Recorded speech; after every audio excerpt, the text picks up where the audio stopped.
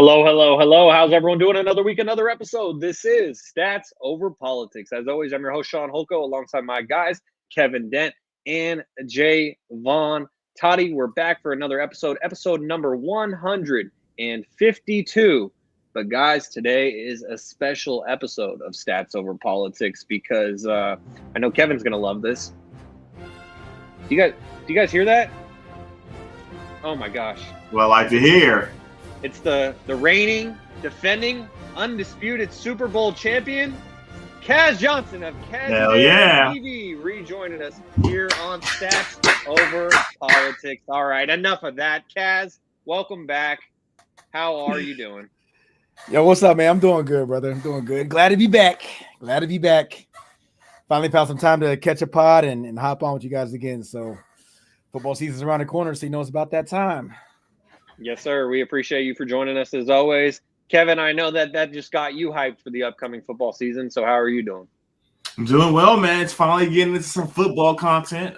We got a lot of good stuff coming for you guys. And like Toddy said, we're going to give you what you want. So if you're looking to get through the dog days, this is the podcast to watch. That's Over Politics, baby. Definitely. And Jaevon, I know you were gritting your teeth through that just as much as I was, but I was trying to show some respect to the reigning Super Bowl champions and welcome our friend Kaz back. But aside from having to listen to that Fly Eagles Fly soundtrack, how are you doing today, Jaevon? Feeling all right. You know, we're another week, another episode, as Shaun always says. So we are here to bring the content. And then next thing you know, we blink football season this year. We're already in mid-July, so things are brewing. So I'm excited. They are certainly a brewing. It's time for the 49ers to right the wrongs from last season with all the injuries. We won't have to keep hearing the same stuff that we've been hearing all offseason, Jaevon, so it cannot get here soon enough. And so let's not waste any more time. Let's get right into it, guys, as we're starting off with some breaking news from today being Monday, July 14th, that the New York Jets, Jets, Jets, have decided to pay their young wide receiver, Garrett Wilson, for 4 years, $130 million, giving him an extension. And so, Kaz, I'm going to start things off with you. What was your reaction when you saw this news of today that the Jets were paying Garrett Wilson 4 years, $130 million? It wasn't anything too crazy. I mean, he's Garrett Wilson. He's a great wide receiver. He plays for a very bad team, and usually really bad teams, what they do is they find that superstar, they latch on for dear life for those ticket sales and those jersey sales. And what better guy to do it other than Garrett Wilson? I mean, you get rid of Rodgers was there, right? And he's gone now. And, you know, they got the help with Devonta Adams, and he's gone now. And now it's just Garrett Wilson. So what do? Do you make your organization look really bad and get rid of your other superstar, probably your best player on your team, if you were to ask me? Or do you pay the guy and just hang off with your life? And it seems like they're going to do the smart thing for their business and hang off with your life. So expected. I mean, the dollar amount didn't matter. Wide receivers make money nowadays. That's just the way it is. It's the way the market goes. So the money, it could have been for 150, 160. It could have been for an all-time, you know, over Jamar Chase, right? But regardless, wide receivers, they're going to get paid. It's not going to stop anytime soon, but shout out to Garrett Wilson. I mean, he deserved it. He's a baller. So, Jaevon, what was your thoughts on the Jets giving Garrett Wilson that contract extension today? Yeah, $90 million guaranteed is a lot of dollars. Obviously, the dollar amount puts him at an APY of 31, if I'm not mistaken. 32.5. 32.5. So that is higher than I know. Top five money. It's higher than Ayuk's contract. It's higher than I think Jamar and Jetta's, they're like up here. I think is he more than CD? I don't know if he's more than CD. I think he's like right below CD. So he's getting, like Kevin said, top five money. Young receiver, was kind of due for a contract. And you saw it right away when he was, when he first came out, didn't really have anyone throwing the ball. Then he got Aaron Rodgers. I don't know if that helped him, like boosted him. Like he would have got Aaron Rodgers, like 5 years ago. If Garrett Wilson was just born 5 years earlier, he probably would have gotten a different type of Aaron Rodgers. But we all know he's at the tail end of his career, off an Achilles, so that all played a factor into it. But Garrett, it really didn't matter who was throwing Garrett Wilson the ball at any point in time, because we all knew he was going to be able to get the ball. Now it's just looking at his team currently constructed. Justin Fields, Breece Hall still in the backfield. It's kind of just him.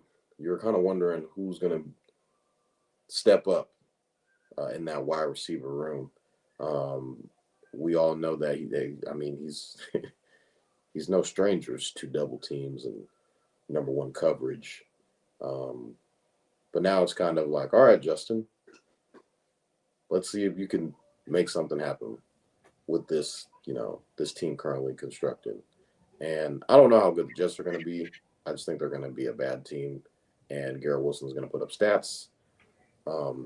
He was a guy that I was looking at possibly getting traded, because it was very quiet about what he was going to do coming into this offseason, just based off of what direction the team was going in, and his contract that, he was nearing the end of his rookie deal. So were they going to pay him? Were they not? I mean, the Jets aren't really paying anybody, so it's like, kind of got to do right.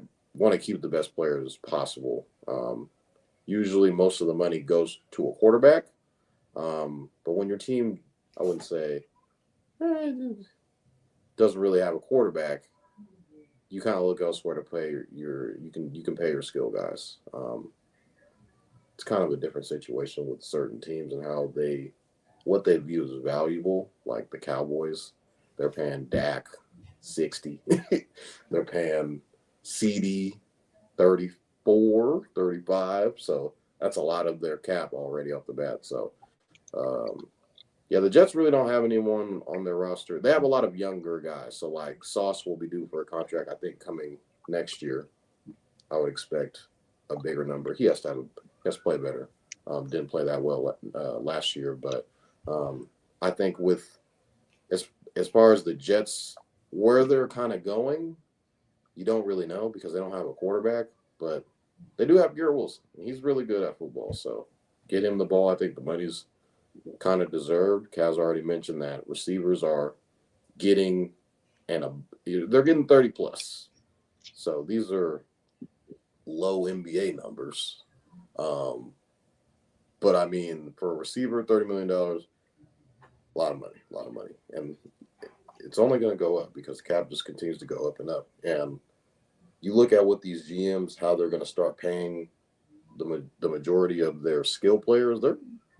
Is there going to be a point in time where we're just going to lock everybody up? All of our good guys, all of our skill players, we just got the money now because the cap is so big. Well, we could just pay him this and we could pay him that. I think it kind of, depends on the team as well, because you got teams like the Bengals that don't want to pay guys and just refuse to, even with the rookie situation that they have going on. So I think even with the cap going up, we're still going to see teams that shy away from paying certain guys, even if they're one of the top guys on their team. Yeah, and speaking of another reigning champion, Kevin OH. IO, baby. Yes, sir. So as we know, Garrett Wilson is an alumnus of the Ohio State University. And so Kevin, as a fellow Buckeyes fan, Kevin, just what are your thoughts on a member of wide receiver U going on to get paid in the NFL?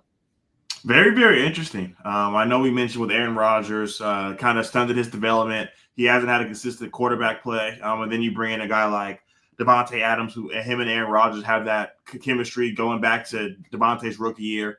So Garrett definitely had to take the step back. He's been a wide receiver one his whole career until last year. It was very interesting to see that he was the first person from the 2022 draft class to get extended. He wasn't a rookie of the year like Sauce Gardner. He wasn't all pro like Sauce Gardner. And I know Toddy mentioned it. He had a bad year last year, but 3 out of 4 years, all pro, rookie of the year, Pro Bowl. That's where the money should go. But like Toddy said, they're not paying anybody. so I get it. And like Kaz mentioned, the market is the market.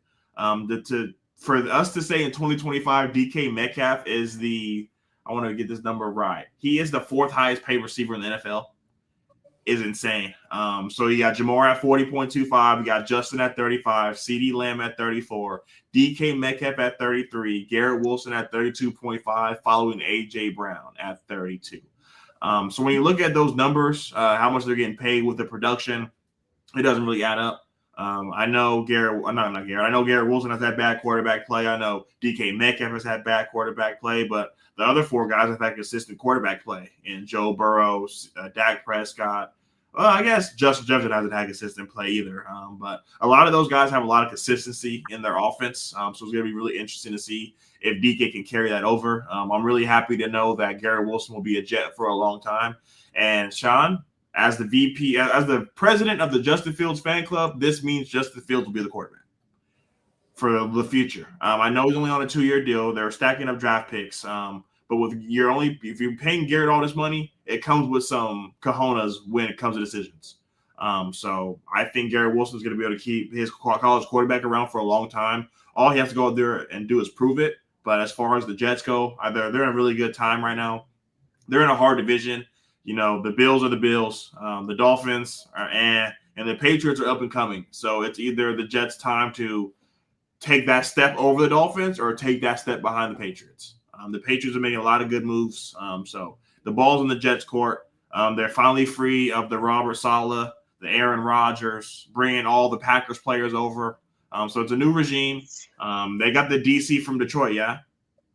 Yeah, Aaron Glenn. Aaron Glenn. So they have he's going to come in there and bring it. And just like the Texans head coach, D'Amico Ryan, he was a former Jets player. So to have a guy in that building that had literally put his blood, sweat, and tears into that stadium is going to go a long way, because we've seen it, like I said, with D'Amico Ryan, how fast he was able to turn it around. Players really get around and really rally around that kind of stuff. So it's going to be really interesting to see what the Jets can do this season. Probably not playoffs, but just continuing to get better and see what they can do. Yeah, the thing that I noticed with Aaron Glenn right from the jump is that he was keeping all the players. Playoffs, Kev? No, hell no. Come on, Kev. Well, the thing I really noticed about Aaron Glenn from the start is that he was keeping all the players accountable. And when Aaron Rodgers, before he officially said that he wasn't going to return to the Jets, Aaron Glenn was basically saying, like, you're either with us or you're against us. And he was setting the tone from the jump. And that's something that's respectable. Obviously, I'm a big fan of Robert Saleh, and I don't really think we talked about this on the podcast almost a year ago, but I don't really think that Robert Saleh deserved to get fired by the Jets. They didn't get much better after he left. And so we'll see what kind of culture Aaron Glenn implements in New York or East Rutherford, New Jersey. But I definitely agree with you guys that Garrett Wilson deserved to get paid. So now continuing with our NFL topics here on episode 152 of Stats Over Politics, Shaun Holko alongside Kevin Dent, Jaevon Toddy, and Kaz Johnson. Now, guys, we're going to get to our NFL top 10 QB list entering 2025. And Kevin, I could see that you look quite excited to get to this, so we'll start with you. I actually have a request. I would really, really love and appreciate you, Shaun, if I got to follow Toddy. Okay. So I would love to follow Toddy. I already told Alyssa there's going to be a lot of screaming tonight. I would love to follow Toddy. Please. Okay, so if that's the case, then we will kick things off with our guest, Kaz, and then we'll go to Jaevon and Kevin to close things out in the same order that we just did for the last segment. So, Kaz, if you want to start us out with your top 10 quarterbacks in the NFL entering 2025. All right. Okay. So I'm just gonna go in order straight through. All right. And just give probably on a few of these just a brief reasoning as to why. Some of them are going to be self-explanatory. But yeah, and if you guys at any point want to interject, please do. I have no problem elaborating. So, number one, I'm still sticking with Mahomes. I'm still the best quarterback in the NFL for, I think, obvious reasons. He was just in another Super Bowl, whether he won or not. The dude lives in the Super Bowl. Like, he did it without Rashee Rice. Like the dude's, he's the best. He's the best right now. He just is. Number 2, I'm running with Lamar. I understand Josh Allen did just come off of an MVP season, but Lamar has 2 of them. And when you compare Lamar to Josh Allen and vice versa, you watch him play. Give me the guy who I know for a fact can make more things happen outside of just barreling people over because I'm large. That's not a jab at Josh Allen. Like, he's obviously an amazing quarterback. He's not somebody who has had a crazy supporting cast, but he's had solid teams. He definitely is the best player on their team without a doubt. Lamar had Derrick Henry in the backfield last year, and still he had to be the guy to make the plays when it's all said and done. So Lamar 2 years ago coming off an MVP caliber season or MVP season. 2 years later, I still think that he's number 2. I think that he's probably the most dynamic quarterback in the NFL when it comes to absolutely everything. Number 3, I'll go with Josh Allen. Very consistent. If you look at the stats, I mean, the guys went in the last 5 years under 4,000 yards only one time. Every year he's been over 4,000 yards. I think that he's a quarterback out of the top 5 that probably has had the least amount of weapons. Lamar probably has had the least amount of weapons, but at the same time, Lamar has had great defenses. Lamar, as of last year, obviously he has Zay Flowers. He had Derrick Henry. So, I mean, we got to factor that in. The best that Josh Allen's ever had is probably Stephon Diggs. James Cook's great. Dalton Kincaid, he's a guy who's going to keep getting better and better every year. But honestly, it has, again, just been Josh Allen. So I'll stick him at my number 3. Number 4, it was hard to put him here, but the stats are there, and he's a damn good quarterback, and that's going to be Joe Burrow. I got Joe Burrow at 4. Sorry, Kevin. I got Joe Burrow at 4. Kev, let me interject just for the audio only listeners right now. Kevin just did a full face palm to Joe Burrow being number 4. Okay, now proceed, Kaz. Yeah, no, of course. And here's the thing.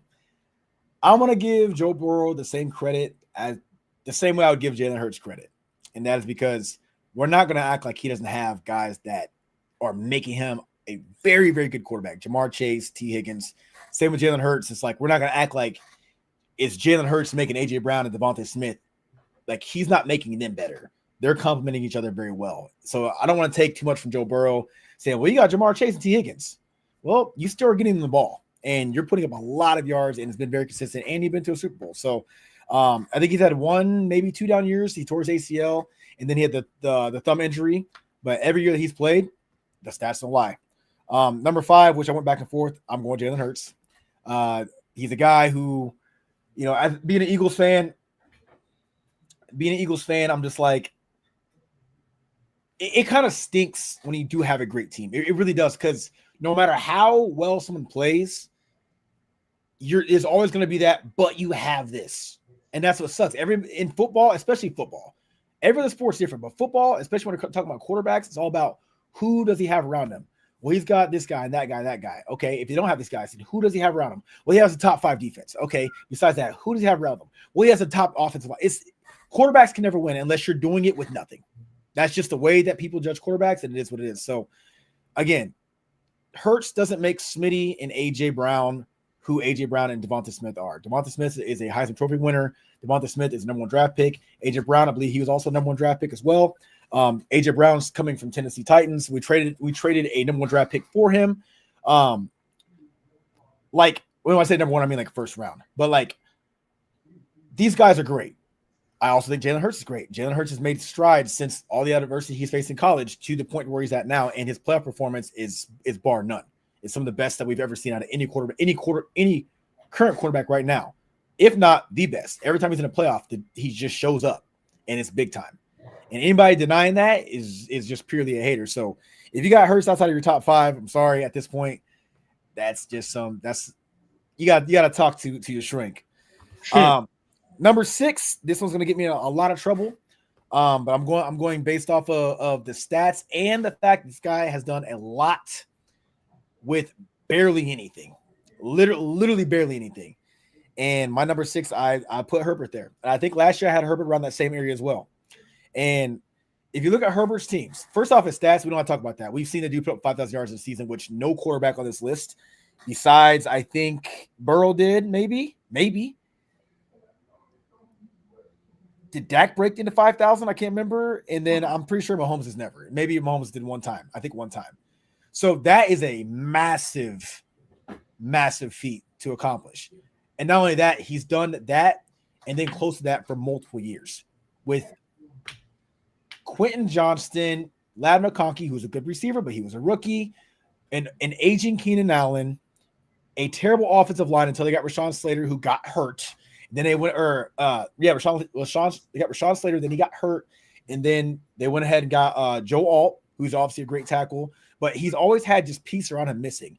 His defense has been very, very questionable. They got a couple notable guys on defense, but they got an aging Khalil Mack. They got a Joey Bosa who can't stay healthy. The dude is – who is helping him, honestly? Like, who? And so with Herbert being able to put up numbers that he puts up, he's a guy that I think that if he was on almost any other team, he would take another step forward and win a lot more games than they do on the Chargers. Number 7, I got Stafford. He's just a very consistent quarterback. He's been that way his entire year. You can't deny the consistency.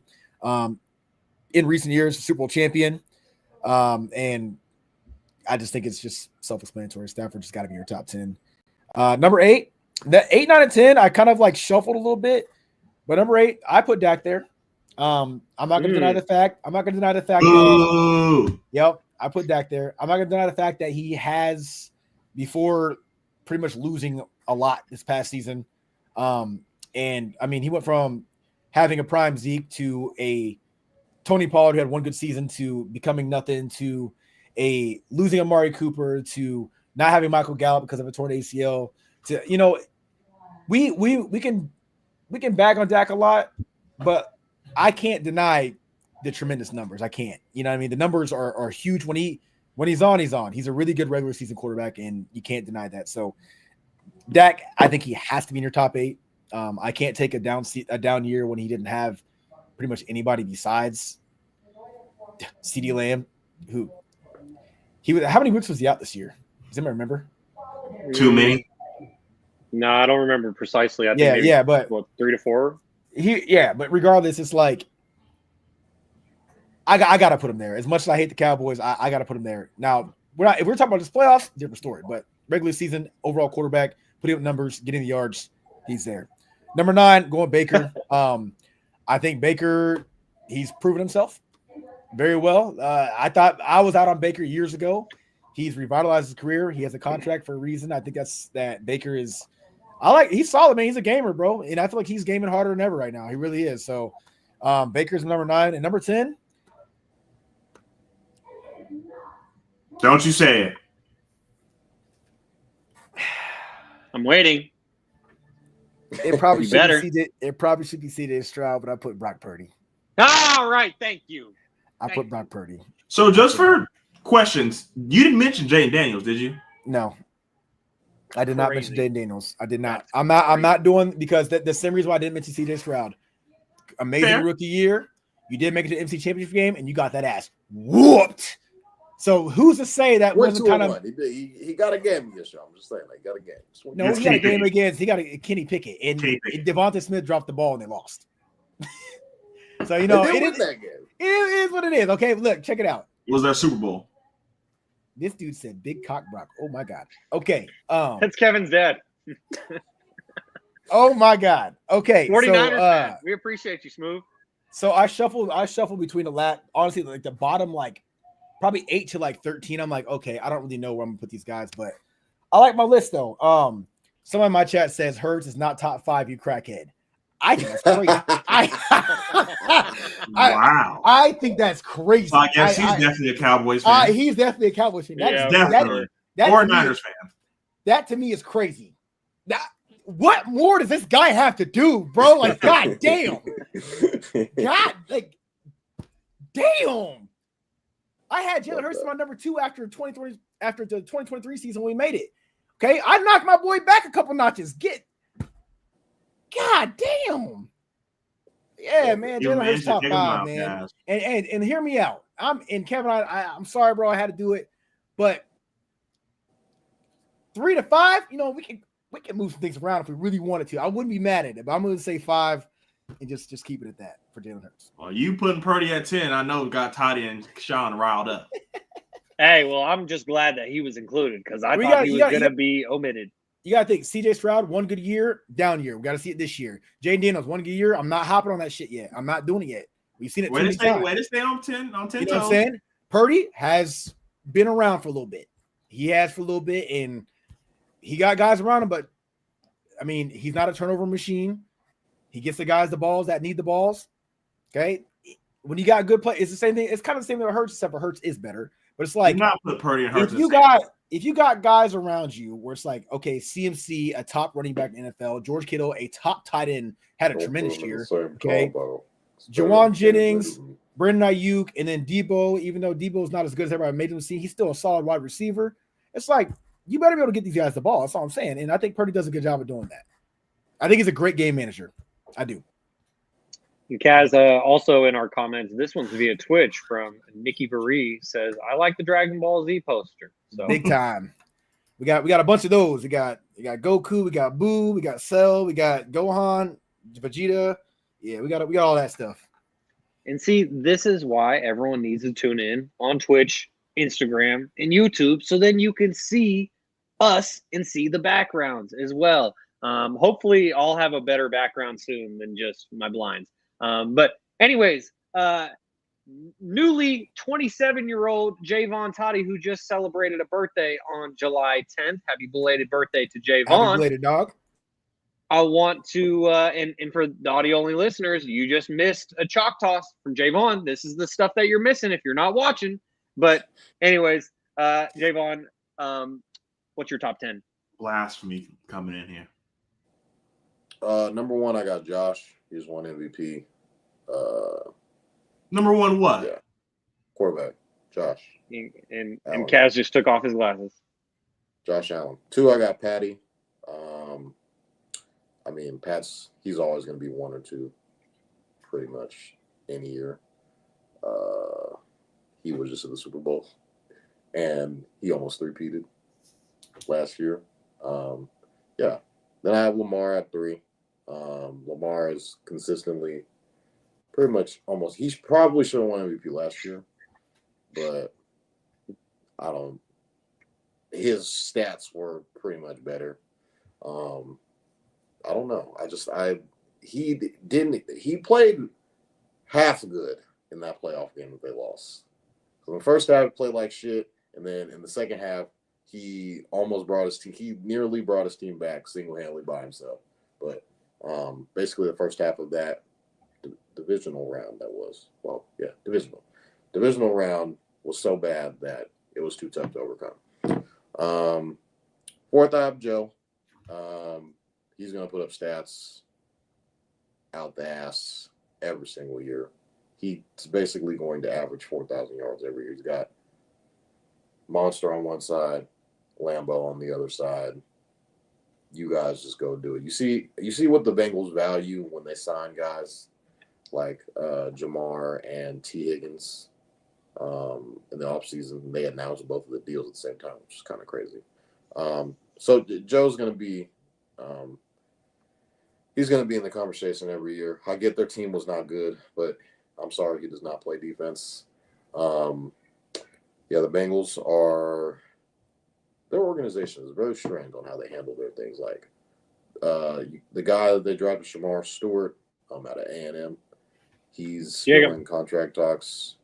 Probably, I saw something that he could possibly go back to college, but I don't know how that could work. I think he could just go into the draft next year. Just go play in the Canadian League or the XFL or something. Yeah, that'd be crazy. That would be nuts to see him in the XFL. Joe's going to be in that top 3-4 every year. I mean, a couple years ago, he was in the Super Bowl. Last year, they're going to go to the AFC Championship or not make the playoffs. And, last year, their team just wasn't good enough. I got Hurts at, 5? I mean, he just won Super Bowl MVP. Respect that, dog. I got Cats. Newton. He's better. I got Cats right now. Vick. Got him out of the top 10. I'm like, what the hell? Yeah, he's better than Kevin said. He's better. He's taking on all these historical quarterbacks. He's better than this guy. He's better than this guy. I'm taking Jalen Hurts every single day of the week. Give me Jalen Hurts. He's not better than Cam Newton. I'm sorry, Kevin. But I think he's a really good quarterback. I mean, had a lot. Saquon did rush for 2,000. He's got AJ. He does have Devonta Smith. I thought their defense was very good last year. Those two rookies just came in and they balled. You obviously have Jalen Carter, who Kevin says next to Aaron Donald. I don't know what you want me to say. He's a good quarterback. I'm not one of these guys that was going to come out here and say Jalen Hurts is carried by everybody. He was carried a little bit, but I mean, their team was really good. But he was the guy out there throwing bombs to Quez Watkins and who was he? No, it wasn't Quez Watkins. It was what's the guy y'all got from the Commanders last year? And I was like, he gonna be Jahan Dotson. Oh, yeah, Dotson. He threw the bomb to Dotson like to start the game off. And I was like, that's Jahan Dotson anytime touchdown. No, yeah, Hurts is, and just the way that he carries himself, he's a leader of men. He's one of those guys in the locker room that you just respect at all times, and I think he's running the show there. And yeah, the Eagles are just going to be good for as long as he's the quarterback. So I think I'm at 6 now. 6. I got JD 5. I think JD is. You take your team to the AFC Championship and you're a rookie. Got my respect, big dog. Yeah, I think JD is going to be the one. He's where this is supposed to be Caleb's spot, but Caleb has some things. He had to go into the rehab. Got Ben Johnson coming back. You feel me? This was top 15. He might be in there still, but nah, JD, man, he had Terry McLaurin last year. Can you guys name JD's other receivers besides Terry McLaurin? McCaffrey's little brother. Yeah, Luke. Kwame Brown. Zach Ertz. Did you say Kwame Brown? De'Ami Brown. Oh man, yeah. Oh, and then isn't Noah Brown on the Commanders too? Noah Brown, McCaffrey's brother. All the names. The point is, he carried this team on his back. The point is, we know ball. Backpacked his team to the NFC Championship, and if you're they went through the Lions on the road. And the Lions were supposed to be that. They were supposed to be the Lions are going to be. JD went up to Detroit and said, "Who?" They were who I picked to win the Super Bowl. They went through. Come on now, that's scary. And their offense wasn't that good last year. And JD was out there slinging it. So another year, same old coordinator. You get a guy in Deebo Samuel. Hopefully Terry McLaurin's back. That's something, nothing to kind of glide over. But yeah, I'm interested what JD does coming into next year. 7, I got Matt Stafford. A lot of people say, the Twitter streets say, if there wasn't any snow in Philadelphia, Stafford would have took it home. They would have beat the Eagles. They were marching. They was down the field, last second drive. If they would have, yeah. We beat them by 17 in a dome. No snow. But that's not that wasn't the game. But you said no snow. You said you didn't say because of the NFC Championship game they lost. You said because of the snow. In the so make sure you put a Twitter burst. We went to their crib and beat the shit out of them. I was at the game. Fans leaving the third quarter. Kevin said, I was there. I was telling them bye. Thanks for having us. The Rams last year started really bad. And in a division that was kind of very NFC East-ish last year, they kind of came out and they won that division. And I think it has to do a lot to do with Stafford. They have a lot of young guys on their team, and I feel like Puka Nacua missed a little bit of time. Cooper Kupp really wasn't what he wanted to be. Demarcus Robinson was down the 49ers, had 7 touchdowns. So I think Stafford, at the age that he's at and what he's still able to do, is pretty scary. And I mean, he just got an extension, $100 million extension, this past offseason. He was one of those guys that you were like, if Stafford could go here, or if he could go this team could be a contender. So I feel like pretty much with all of these quarterbacks, if they're on your team, you have a shot to win the title, I believe. And Stafford has obviously won a championship, wasted his years away in Detroit. So when you see him get paired with a guy in Sean McVay, who's an offensive genius, and you build a solid defense around him, he can make some plays happen. And, he can throw no-look passes too. I get it. He's not Patrick Mahomes, but he's still pretty good. But yeah, I got Matt Stafford at 7. What are we at? I got 1, 2, 3, 4, 5. You should be at 8. I'm at, yep, this is 8. I got Big Cock Brock at 8. Just signed $250. Had a down year last year, but in a down year, still threw for 3,800 yards. Completed 65% of his passes. The jury's going to be out on him because people are like, oh, his team was. I want to interject. I was talking to a guy in the league who may or may not play for the Cardinals, may or may not have been on the show. Had some words for San Francisco 49ers. So I was like, hey, Shaun mentioned that I just celebrated 27th birthday. Hits me up and goes, hey, cuz, happy birthday, man. Appreciate it. Hey, man, I appreciate that, bottom of my heart. But we're going 2-0 against you this year. He said, yeah, ain't going to happen. All that shit, yeah, you guys are cheeks. He straight up said, you guys are cheeks. Without McCaffrey, you're nothing. He goes down, you're cooked. And I said, hey, man, we got Brock. And Brock we trust. He said, ain't no Debo ain't going to save y'all. McCaffrey goes down, you're cooked. He needs them. He ain't like that. I said, all right. Then he called him Derek Carr. Wow. Hit me in my gut. Wow. But then I started looking at Derek Carr's numbers. I started looking at his Raiders. Derek Carr's putting up numbers with the Raiders. Hey, Derek Carr, if he didn't get hurt, he would have won MVP in 2016. Say that about Jalen Hurts and Carson Wentz. Say the same thing. Yeah.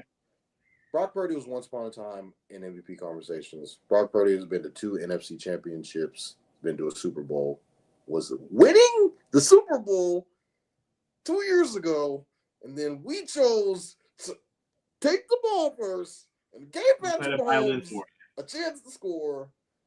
Had the chance. It was right there. It was there for the taking. Brock is a guy in this league, you can win a champion. You can win a Super Bowl with this guy. He's proven that you can get there. It's only bound to happen. In his first couple of years, he's been to 2 NFC championships, he's been to a Super Bowl. He's thrown for over 4,000 yards. He threw 4,200 yards in 2023. So it's not like he can't put up numbers. The guy can flat out ball. From being the last pick in the draft to $250+ million contract, come on, man, proof's in the pudding. So I get now this year, you're the one who's throwing the balls.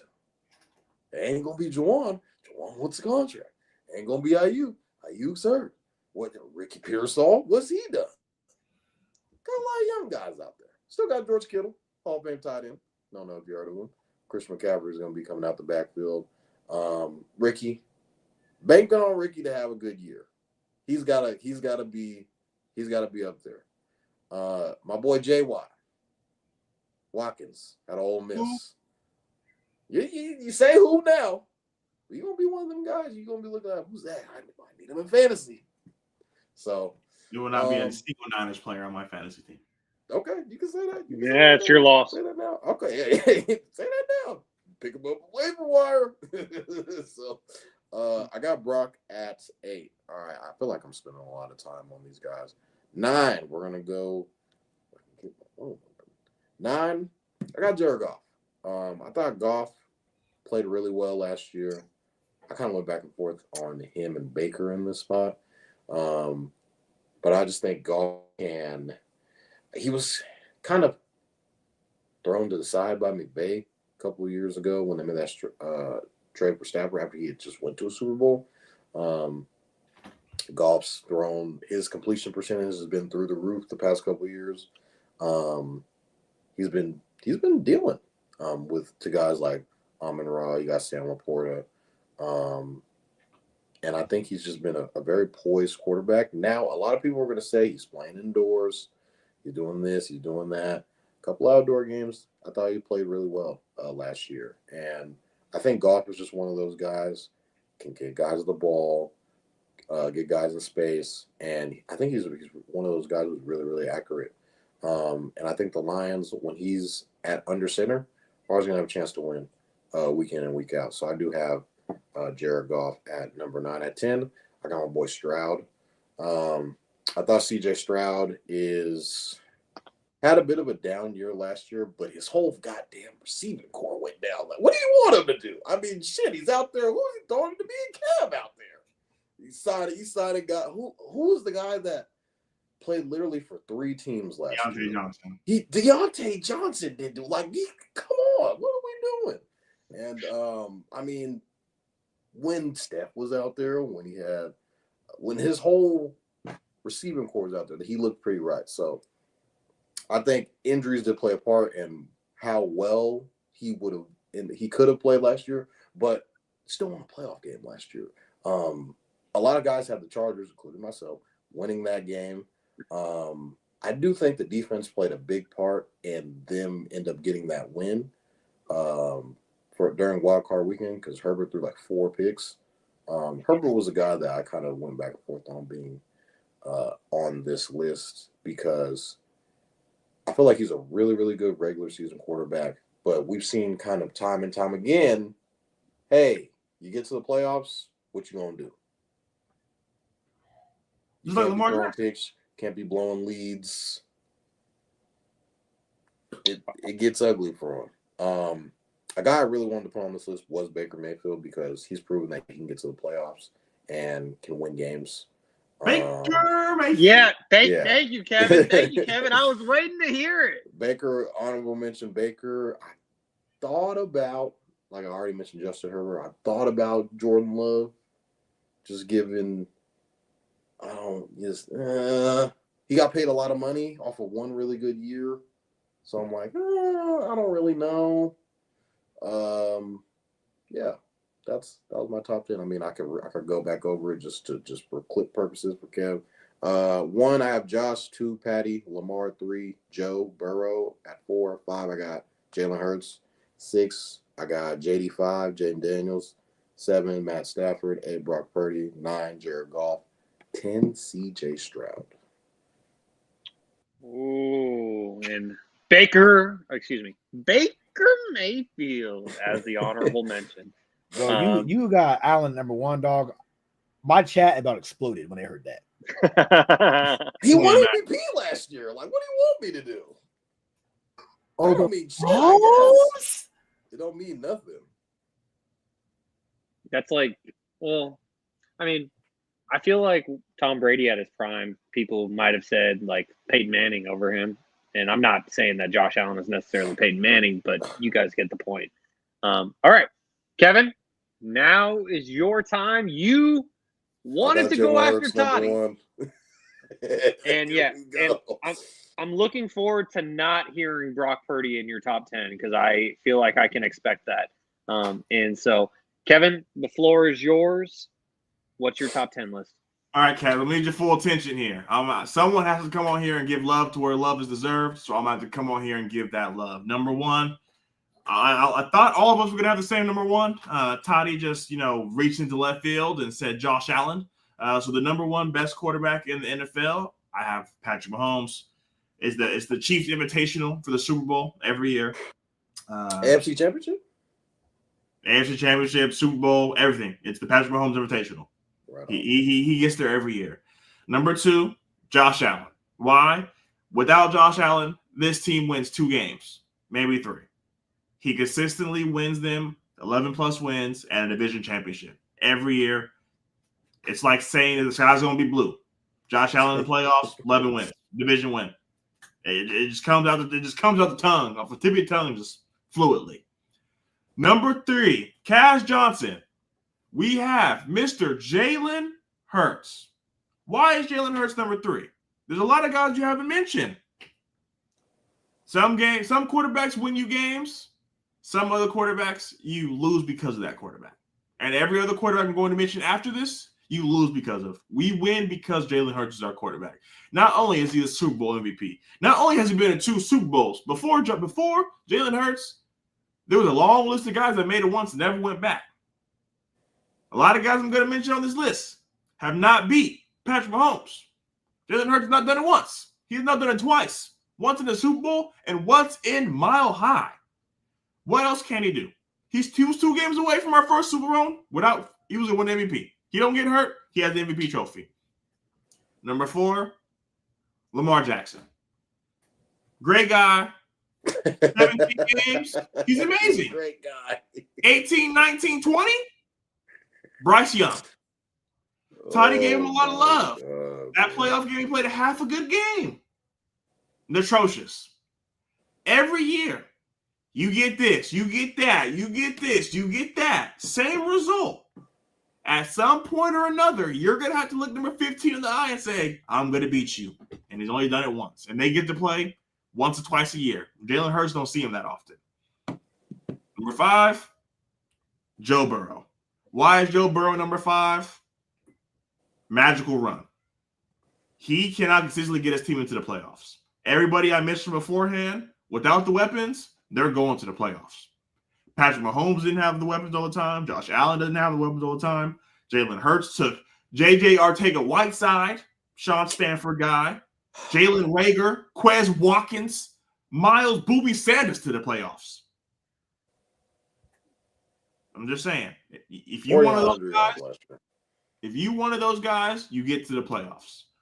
Joe Burrow always puts up the numbers, and he can't win games. So, are you the Dak Prescott of the AFC? Guess we'll never know. Next thing, Jaden Daniels. Let's go ahead and say what it was. For the team that took the Washington Commanders, a team out of misery, you would have thought that's where people go die. To the NFC Championship, hell of a rookie season. I'm really hoping he doesn't fall off like C.J. Stroud, but they got a lot of things going over there. They got film on them, Kev. As a division rival, I'm just going to let you guys know the game you beat us was your Super Bowl, and I'm happy you did it. Kenny Pickett ain't coming out next season. I'm just leave it at that. Number 7, Justin Herbert. The white version of Lamar Jackson. 17 weeks, Superman. MVP conversations. As soon as you hear the na-na-na, playoff football, Bryce Young. Interceptions, fumbles. He had 4 interceptions in one game. And Bryce Young was playing good down the stretch. My gosh. Bryce Young, playoffs. Him and Jalen. I say I'm hollering, bro. I'm hollering right now, dog. Him and Lamar Jackson. When it comes down to it, Bryce Young, Jamarcus Russell, just throwaways. At number, what is that? 3, 4, 5, 6, 7. At 8, I have the one and only Baker Mayfield. We have seen him take the Cleveland Browns to the playoffs, ladies and gentlemen. The Cleveland Browns. The fans show up with trash bags on their heads. Baker Mayfield, through and through, whatever you give him, he's going to get you over that finish line. At 9, I'm going to show love to the OG, Matthew Stafford. Unexplanatory. He goes out there, he does what he does. I know the Twitterverse says if it wasn't snowing, they would have beat the Eagles. That's far from the truth. And then at 10, I think 10 is the rotating spot. I think those 9 are solidified. 10, you can throw in a Brock Purdy. You can throw in a Dak Prescott. You can throw in a C.J. Stroud. Unfortunately, my number 10 is Dak Prescott. He's always going to put up the numbers. He's going to have the numbers to show that he's a top 10 quarterback. And I know Toddy's face, for the audio-only listeners, he scratches his head. No Brock Purdy? No Brock Purdy? Last year, we saw him without his shiny toys, top 10 pick. This year, his number one option was a payday. Brandon Ayuk ain't playing until week 7. Is white boy Rick going to do it?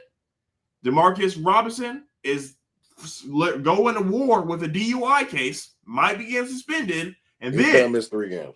Jacob Counting, 5'9", 172 pounds, baby. Woo-wee! We saw what Brock Purdy looked like without his shiny toys. Now he got the toys of misfit. So no shiny toys, top 10 pick. This Shaun team is showing a graphic of all the Niners receivers. not top 5 pick, guaranteed. I know CMC's back. That boy ain't played a full season in a minute. Travis Kelce, 2023 was the last year. Or Kittle, and that was not 2 years ago. You know who was good 2 years ago? Deebo Samuel. What we say about him, guys? Oh man, just see it, Kaz, just fall out. So running through this top 10 quarterbacks: Patrick Mahomes, Josh Allen, the one and only Jalen Hurts at 3, Lamar Jackson at 4, Joe Burrow 5, Jaden Daniels 6, Justin Herbert at 7, Baker at 8, Matthew Stafford at 9, and at 10 we have the horrible quarterback in Dak Prescott.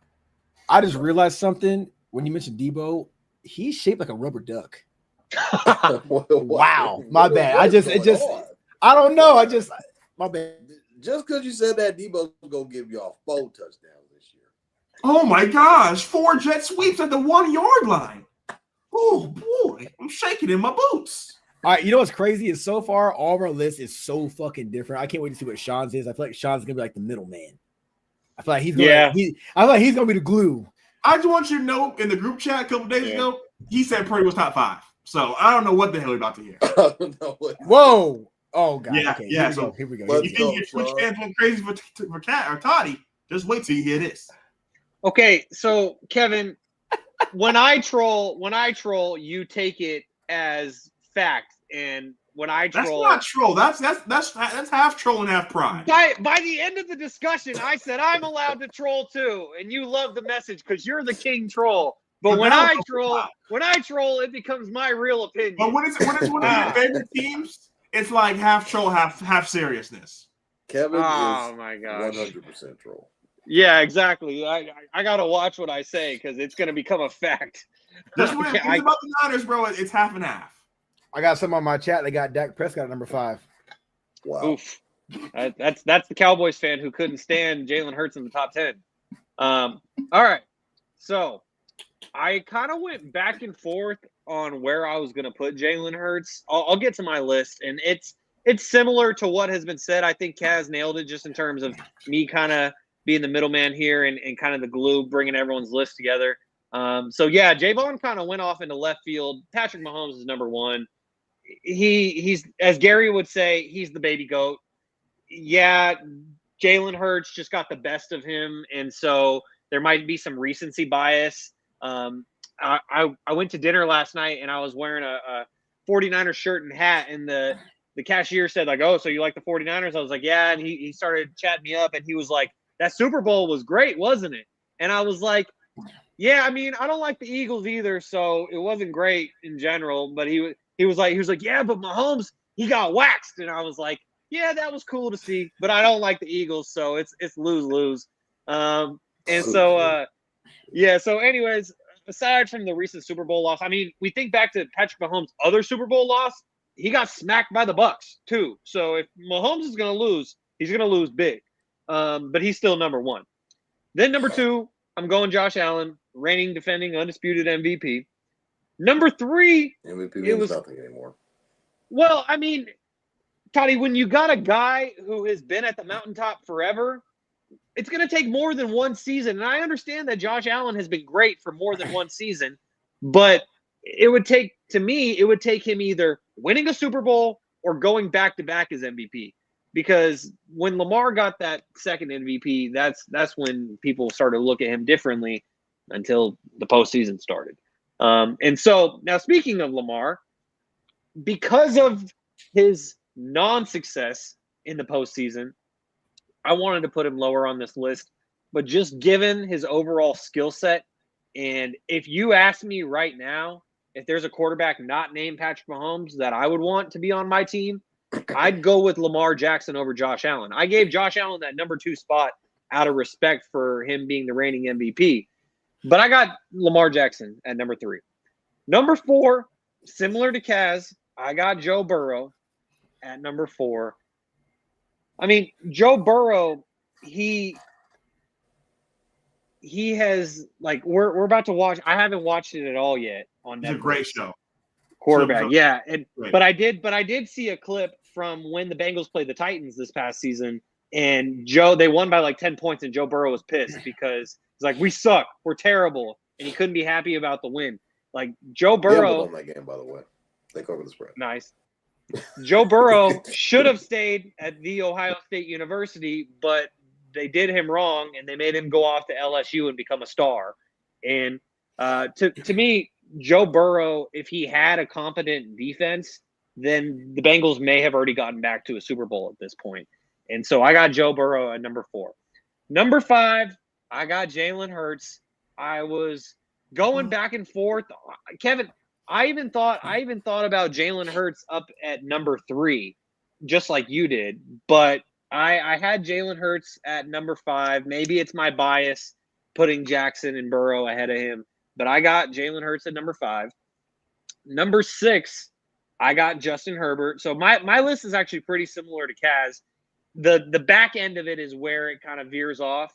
But I got Justin Herbert at number 6. Justin Herbert is very similar to me to a Joe Burrow, where if the team around him was better, like how Kevin talks about, like Brock Purdy is what he is just because of his shiny toys around him.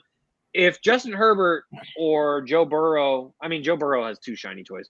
If Justin Herbert had better weapons around him and Ladd McConkey didn't have to emerge as the wide receiver 1, then I feel like Justin Herbert and Jim Harbaugh would end up having a lot more success. Number 7, he's not top 5, but he's number 7. I got Big Cock Brock Purdy at number 7 on my list. Kevin, you already ran down everything that has to do with the 49ers wide receiver room and how it just looks so grim right now. And so Kevin already said it, and I had to show that graphic on the screen, Toddy, because when he talked about Jacob Cowing be 5'9", 172 pounds, like I was literally looking right at the graphic. And then for Ricky Pearsall, it said shot 11 months ago. Like, bro, what? And so that's the state of the 49ers wide receiver room. But even with that being the reality for the 49ers, George Kittle is still a top 5 tight end in the NFL. You can argue whether if he's a top 3 tight end or not. Christian McCaffrey is still a top 5 running back in the NFL.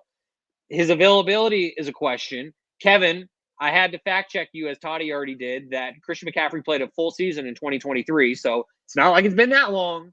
It's 2025. So there was 1 season. 1. You're talking like it was 10.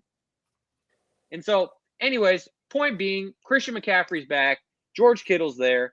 The 49ers, Jawan Jennings will be there. He wants to get paid because he wants to capitalize on the best season of his career, in which he should have had 1,000 yards, but he got ejected from that Cardinals game over some nonsense. And so the Niners will be fine. I don't know if I'm confident in saying that they'll even get to the NFC Championship game, but the 49ers will get back to the playoffs this upcoming season. And Brock Purdy will be a big reason why. And that's why I got him at number 7. Number 8, you see the jersey. C.J. Stroud coming in at number 8. Yeah, he had a bit of a sophomore slump, but like, let's remember what was going on around him, because you had Tank Dell get hurt. You had Stephon Diggs kind of fading into the distance. And now we see what Stephon Diggs is doing as a member of the New England Patriots. And so I'm very confident. Diggs got hurt too. He got hurt as well. Diggs got hurt as well. Yep. Yeah, exactly. And so Diggs was hurt. He was just not contributing to the level that we had expected him to and become accustomed to. And so CJ Stroud had a bit of a sophomore slump, but based on what I saw from him in year 1, I'm very confident that he's going to maintain being a top 10 quarterback in the NFL. And that's why I have him at number 8. I will say before I finish my list that I'm disappointed that I didn't hear Caleb Williams in Jaevon's top 10, but I shall continue. Number 9, Jaden Daniels. As has been said earlier, Jaden Daniels leading the Commanders, a team that was left for dead, to the NFC Championship game. And yeah, they got smacked by the future Super Bowl champions. But for Jaden Daniels to come in year 1 and to lead his team that far, when we saw a guy like Caleb Williams, Toddy's guy, who he was saying as a sophomore at USC was top 15 in the NFL as a sophomore at USC. Yeah, okay. Well, he's not back enough right now for him to be in your top 10. And so for Caleb Williams, and let's not forget, Caleb Williams had weapons on his team. Like they drafted Roma Dunze right next to him. They had brought in DJ Moore. And so wasn't it Keenan Allen as well? Allen. Yeah, thank you. They brought in Keenan Allen. Yeah, exactly. And so he had weapons around him, and the Bears were the Bears. Meanwhile, Jaden Daniels over in DC led the Durs to the NFC Championship game, and that's why he comes in at number 9. Finally, number 10, I was torn. Names like Baker Mayfield come to mind, Dak Prescott, who continues to produce during the regular season and not so much in the playoffs. There was a lot of names that came to mind for me here, but ultimately, I'm going to go with Jared Goff because Jared Goff really stands out to me in terms of his efficiency. Like, he had that one game where he started 18 for 18, and Jared Goff may be classified as a game manager. He's not in that top 5 echelon of guys that will go out and win you a game, but he's not necessarily going to lose you a game. And what Jared Goff has proven since he's been a Detroit Lion is why I wanted the 49ers to draft him in the 2016 draft when the 49ers were moving on from Colin Kaepernick and we were looking for our franchise QB of the future. And I was a big believer in Jared Goff.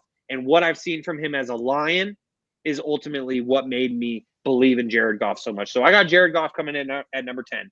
So just to review my list, very similar to Kaz, but I got Mahomes number 1, Allen number 2, Jackson number 3, Burrow number 4, Hurts number 5, Herbert number 6, Purdy number 7, Stroud number 8, Daniels number 9, and Goff number 10. So no Stanford. Nope. And yeah, maybe it's my bias coming in hating Matt Stafford. But that's my list. I got Jared Goff over Matt Stafford, which if I said that 4 years ago when that trade was made, I would have called myself crazy. But what Jared Goff has done as a member of the Detroit Lions, he has earned that respect. And so shout out to him because he went from being called Jared Goof to being back to being Jared Goff. And so shout out to him. It's an accomplishment in itself to get to that point. And so it's Isley says, Kevin Kaz, my favorite Eagles fans, Dak top 10 makes me happy. So there. I said that 10 spot is a rotational chair. You can win anybody in at the end. Well, there you go. And that does it for our top 10 quarterbacks entering 2025. Obviously, it's July 14th, so maybe we'll get midway through the season, and some of this might be used for old takes exposed material, or they might be some flaming hot takes. We'll have to wait and see. Somebody's going to be screaming, where the hell is Caleb Williams? Yeah, that's somebody. I was surprised, Toddy, you ain't got him in your top 10, dog. I thought you was, you know what I'm saying? I thought you was Mr. I thought you were sneaking him in there. I thought he was like. Because we did a fact last season, bro. Oh my God, I will never forget that. We did a this or that, and we were taking names like Joe Flacco over Caleb. Oh my gosh. Nah, Toddy was lying for Caleb, bro. He's like, yeah. What did he say last year? Come to the league. He said he was gonna be what? Top 15. Top 15. That's what it was. Oh, Toddy said the Bears are making the NFC Championship game. Yeah, the NFC Championship game is the crazy part about that. But I mean, it's not that crazy because the guy who got drafted right behind him actually did that. It just wasn't Caleb Williams. Man. Just a spot behind, Shaun. I know. You were ahead of it. You wanted him to be the guy, bro.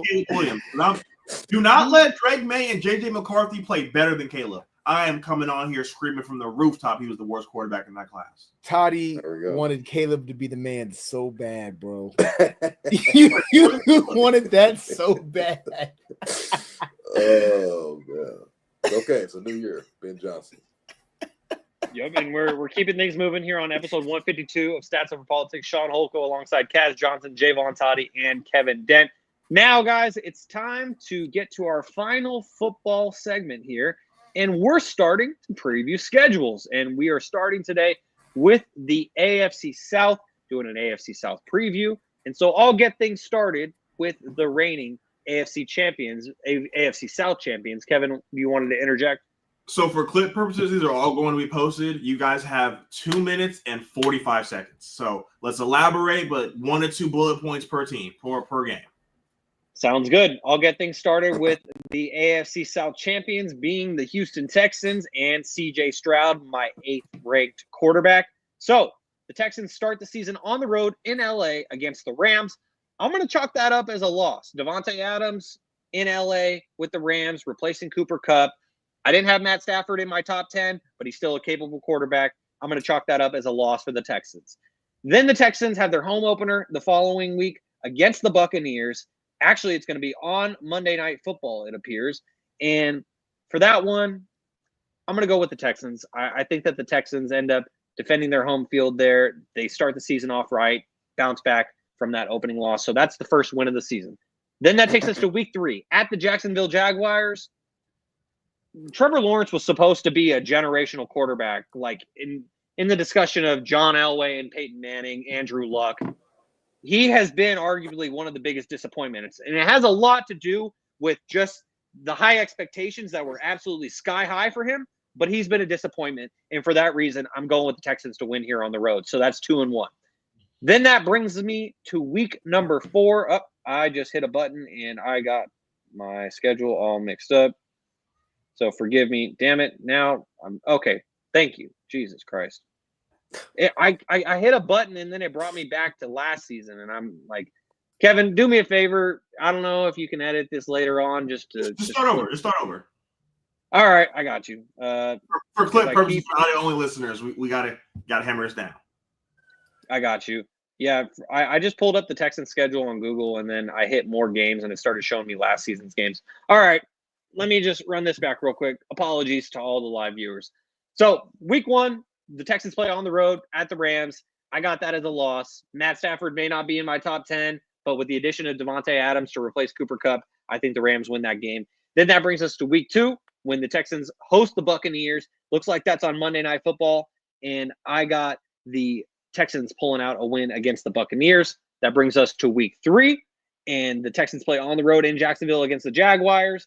And I got the Texans getting a win because Trevor Lawrence, in all honesty, he had a lot of sky-high expectations, but he just has failed to meet them. And for that reason, CJ Stroud bouncing back in his 3rd season. I got the Texans winning their 2nd game in a row here. So then that brings us to week 4. The Texans host the Titans. And while Cam Ward is now on the Titans, he's just a rookie. He's just getting started. This game's in Houston.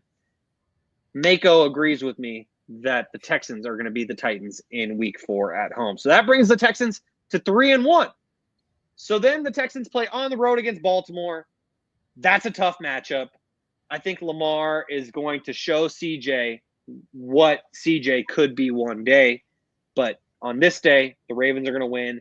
The Texans have their 3-game winning streak snapped, so they drop to 3-2. Then the Texans, they play at the Seahawks. This will be an interesting matchup because Sam Darnold is obviously now in Seattle, but I'm not really a believer in Sam Darnold, unfortunately, because I think that he had a lot of success because of Kevin O'Connell. And so I'm going to give the Texans a win here. That brings them to 4-2. Then the Texans host the 49ers. You guys know where my heart lies. I'm going to be biased. I don't care. I'm giving the 49ers a win here. So then that drops the Texans to 4-3. So then the next week, the Texans host the Broncos. I don't know. This one's tough because Bo Nix, he had a good rookie season. But I'm going to say that the Texans at home, they win this one. So that brings the Texans to 5-3. Then the Texans host the Jaguars again. It's a division matchup. if the Texans get the best of the Jaguars early in the season, the Jaguars could steal one later on. But I'm going to roll with the Texans here and say the Texans get to 6-3. Then the Texans play on the road against the Titans. I'm going to show some respect to Cam Ward here, and I'm giving the Titans a win here at home. That gets the Texans to 6-4. Texans the following week are at home against the Bills. That is a real tough matchup. Looks like it's going to be on Thursday Night Football. And I'm going to go with the Bills in this matchup. Reigning MVP, Josh Allen. Even on a short week, I'm going to say that the Bills end up winning here. So then that gets the Texans, I believe, to 6-5, if I'm doing my math correctly. So then the Texans, they play on the road against the Colts. That'll be an interesting matchup. Who's the Colts quarterback? I guess we'll find out by the time that this game comes in week 12 or even week 13, because I haven't been keeping track of buys. Nevertheless, Texans on the road against the Colts in a division matchup. I'm going to give the win to the Texans here, so that brings them to 7-5. Then the Texans play at the Chiefs, Sunday Night Football. That game is going to be tough for the Texans to win, and so I'm going to go with the Chiefs. That brings them to 7-6. Then the Texans are back at home. They host the Cardinals, led by Michael Walker on that defense, and I'm going to go with the Cardinals in an upset here, and so that would bring the Texans to 7-7. So then the Texans, they end up hosting the Raiders. Not really a big believer in the Raiders, even with the addition of Ashton Jeanty. So the Texans win here, get to 8-7. Then the Texans play on the road against the Chargers. I think the Chargers are going to be pretty good this year. And so I got the Chargers winning this one. That brings the Texans to 8-8. I'm surprised I have the Texans at 8-8 at this point, but I'm just looking at the schedule game by game. Then finally, the Texans host the Colts to end the regular season. I'm going to go with the Texans winning this one. So I got the Texans at 9-8. Is that good enough to win the division? Maybe in the AFC South? I guess we'll have to wait and see for the rest of the guys' picks. But coming up next is Jaevon, and Toddy has the Indianapolis Colts. All right, so I wanted to mention some of the additions that they added.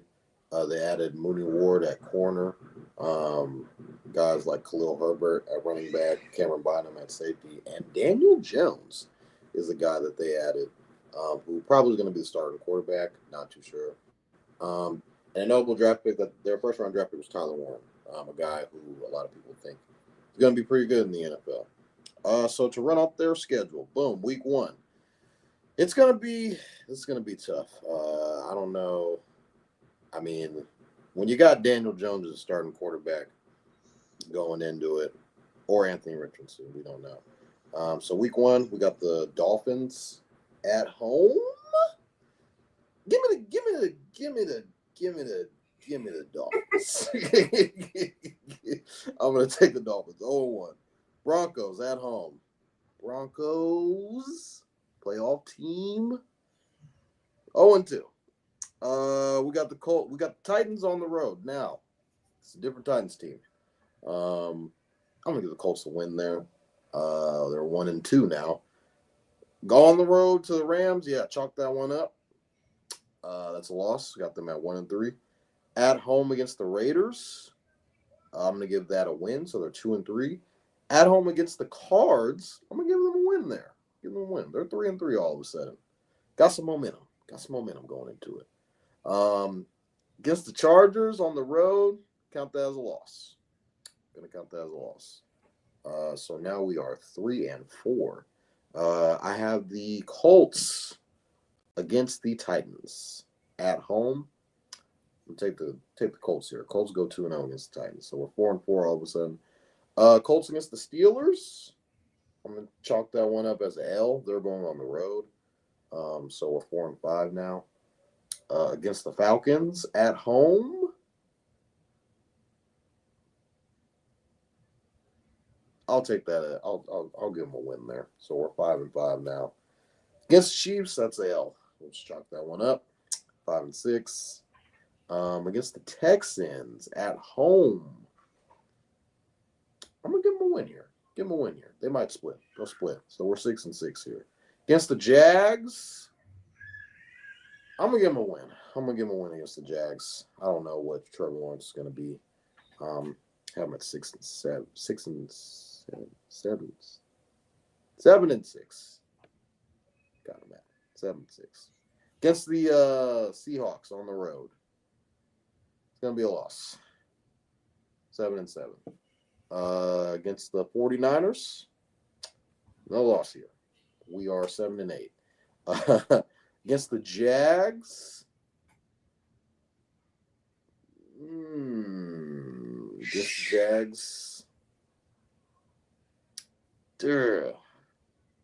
gonna split. I think Trav's gonna go off in that game. We got 7-9 so far. Against the Texans, on the road, at home, or actually on the road against the Texans last game of the season, got that loss. Colts go 7-10. I don't know how, but they got to find some wins in there. The schedule is not easy. I'm kind of looking at it. It's not easy for them. And they don't have a quarterback. If they somehow limp to 7-10, God willing, I might be generous. Here. But yeah, they're going 7-10. They did I go over my limit, Kev? I think I did all right. No, you're good. All right, Kevin, you're up, and you have the Titans. So I'm gonna come out here and say this: the Titans will have their best season since 2021 when they went 12-5.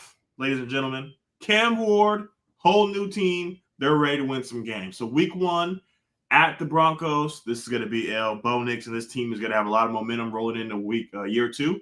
Can they win the AFC West? I guess we'll just have to wait and see. Then they have the Rams coming to home week 2.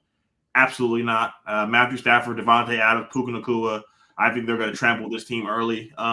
Week 3, this is where they get their first win at home against the Colts. Is it going to be Daniel Jones? Is it be Anthony Richardson? I think this is going to be Cam Ward's opening night, playing the Broncos and Rams with the first 2 weeks, having a team like the Colts, open season. At the Texans week 4, I have them lost here. Nico Collins, Tank Dell. They drafted those 2 receivers from Iowa State. I think the Texans are going to have a good year. Then they go to Arizona. Second one of the season. I think Cam Ward's going to outplay Kyler Murray on the road and really put the Cardinals on notice. Then they go play the Raiders. And Geno Smith and Ashton Genty. Give me the Titans. This is the battle of shit versus shit. And I think the Titans are going to pull it out. Then they play the Patriots. Cam Ward versus Drake May. The Patriots don't got it figured out. Give me the Titans against the Patriots. Then they play the Colts again at home this time. I have them bringing the broomsticks out against the Colts. Give me another win. Then the Chargers come to town. I'm going to give them an L. Like Shaun said, we believe the Chargers are going to be pretty good next season. So I'm going to give them that win over the unexperienced Titans. Then the Texans come to town. Shaun said it. They're splitting, and I'm with Shaun. I think the Titans split with the Texans because the Texans are going to come in riding high, leading the division, and this is the game where they get punched in the mouth. Then we have the next game. The Seahawks come to town. I think the Seahawks are just going to get them. The Seahawks have a lot of good things on defense with the Weatherspoon and Tariq Woolen. First year of Sam Darnold. We'll see what this is going to be. Then the Jags come to town. I think the Jags are going to have too much for them. I think by this route in week 12, Trevor Lawrence, Brian Thomas Jr., and Travis Hunter are rolling. They're getting ready for playoff football. Then they go to Cleveland. This is week 13, so I think this is the Shador show at this point, and I think Shador's going to go in there with his relationship with Cam Ward and light his ass up. So I got the Browns. Then they go to San Francisco. Can the Titans win on the road? Hell no. Not in San Francisco. Maybe if it was in Tennessee, but in the road, hell no. That's going to be a big game for you, and I don't think Cam Ward got it. Then the Chiefs come to town. I don't have to elaborate. That will be an L as well. Then they play the Saints at home. Tyler Shuck, Cam Ward. Give me Cam Ward, baby. Line them up. Then to end the season at Jacksonville. I know I said that the Jags will be heating up by now, but the Titans are playing for the best record since 2021. It's walking your trap, take over your trap. I got the Titans ending the season on a W, finishing with an 8-9 record. They were 3-14 last year. This is a major improvement, and it's because you got a quarterback. We all saw every picture after every game of Will Levis throwing a pick six. So Better quarterback play equals more wins. So I have the Tennessee Titans finishing 8-9. Is that going to be good enough to win the division? We'll just have to wait and see. Probably. Yeah, and based on my picks and based on your picks, Kevin, it seems like those two games between the Titans and the Texans could ultimately determine the division unless, according to Kaz, he thinks the Jaguars are going to win the division. So, Kaz, close us out. Let's hear it for Jacksonville. All right. Let's get through this bad boy real quick. This shitty ass division. Week 1, Jacksonville has Carolina. It's going to be a home opener. I think that it's going to be a pretty good show. I think Carolina will fight really hard, but ultimately, I think that Carolina will just not be ready to take on a team like the Jacksonville Jaguars yet. I think that the Jags actually will start off relatively they'll look pretty solid. I think. I mean, you got a veteran quarterback in Trevor Lawrence. You added another piece to that offense, possibly defense too, if he plays both ways, which I think he won't. But that's Travis Hunter. But yeah, going with Jacksonville to take down Carolina at home. Week number 2, we have them going against the Cincinnati Bengals on the road. They're not beating the Bengals. They're not. The Bengals could beat them just with their offense alone, and just that's just is what it is. Week 3, shocker, they have Houston at home. Tank Dell's not going to be back yet, by the way. He might miss the entire season. He might not be back until 2026. So it's going to be just C.J. Stroud and Nico Collins and Joe Mixon. I mean, I think that this is a good opportunity for Jacksonville to really put together a great game. They're going to be at home, and they can make a statement and kind of ruffle some feathers in that division. It's a very winnable division by Jacksonville because, again, C.J. Stroud and the Texans, they're banged up, and they're not a great team all around. They have a great quarterback, but all around, they're not a great team. They have a good quarterback and a good wide receiver, and that's pretty much it when it comes to the Texans, and a great head coach. So I'm going to pick them to pull off the upset at home and take down the Texans. Week number 4, they have San Fran on the road. They're losing on the road to San Fran. Week number 5, they're taking on Kansas City. It doesn't matter if it was at home, on Mars, I don't on the video game, KC all day. Week number 6, they're taking on the Seattle Seahawks at home. I think they get the dub. I think the Jaguars are they're gonna be a team where they're gonna fight a lot of teams offensively. I don't think they're gonna be contained too well, and I think that they have enough on that offense to really go toe-to-toe against any mediocre or bad team. So I'm going to pick them to pull off the possible upset at that point and take down the Seahawks at home. Week number 7, we got them going against the Rams. I think we all can agree Rams should probably pulverize them. Then they got their bye week. Week number 9, taking on the Raiders. They are on the road. This game could go either way, but I'm high on this offense right now. I think that this is probably the most help that Trevor Lawrence has had since they signed Christian Kirk. And even then, they had him and Calvin Ridley. And who's to say that Brian Thomas Jr. and Travis Hunter aren't better than those two? So I think that they handle business on the road in L.A. Next up, they go against Houston. This time, they will not win. They're in Houston. Houston's going to be looking to just kind of control that division at this point. And they might be up a game or two at this point, but yeah, they're not going to win in Houston. Moving on to week 11, they're going against the Chargers. I'm pretty high on the Chargers this year. I think the Chargers slowly but surely are getting better each year. They're not making massive gaps forward, but they're not going backwards at all. They're not stagnant, but they're not going backwards. So I think that the Chargers will be a team that you don't want to take lightly all season long, and they're going to catch the L against the Chargers. Moving on to week number 12, they're going against the Cardinals.